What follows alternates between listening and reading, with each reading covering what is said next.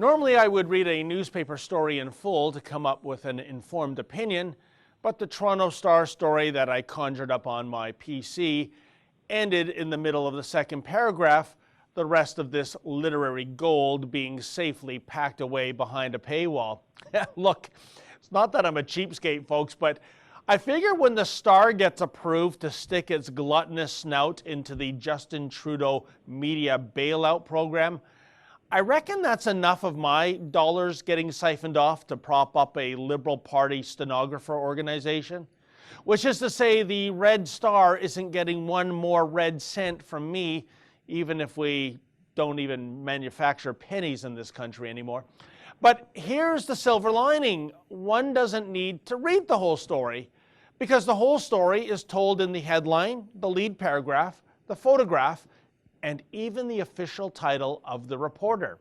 Here goes. The headline states, "Province to Axe Child Benefit for Refugee Claimants and Others Waiting for Support." Now, I know the Star wants me to react with outrage. Well, I say good on the Ford PCs for showing some fiscal responsibility. Ontario's deficit this year is projected to be $11.7 billion. The debt is $347 billion, meaning that it annually costs more than $13 billion just to service the debt. The provincial golden goose was throttled many moons ago by those vandals known as the Wynne Liberals. The cupboard isn't bare, the cupboard is gone. Besides, last I checked, Trudeau's refugees, some are legit, some are merely economic migrants gaming the system. Well, they were being put up at hotels. Enough is enough. Now, check out the lead. Quote, "In what critics are calling the nastiest attack on children, the Ford government is eliminating a benefit that helps families on welfare feed and clothe their kids." End quote.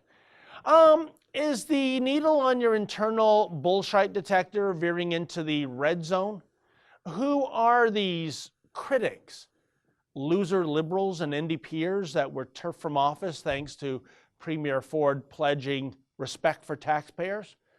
Yeah, well, if that's the case, then to quote a lyric from Queen's "We Are the Champions," no time for losers. Next up, and folks, I swear to God, I'm not making this up, reporter Laurie Monsebraaten's official title is Social Justice Reporter. Social Justice Reporter. She would appear to wear this title as a badge of honor. On the basketball court, we already have our hands full with the Golden State Warriors. We sure don't need any more aggro from the social justice warriors. And finally, they say a picture is worth 1,000 words. I think this photograph delivers at least 2,000 words, but don't worry, I won't drone on that long. What we have is apparently a Muslim woman. She is either wearing a new type of Muslim mask, which seems to be a blend of the hijab and the Niqab, or maybe she's simply turning her head away from the camera. Who knows? She is surrounded by her kids.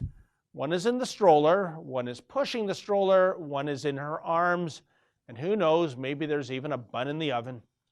You know, I would have liked a similar size brood, but the fact is my wife and I wouldn't have been able to afford such largesse. Then again, we are a couple of schmucks who subscribe to fiscal responsibility, i.e.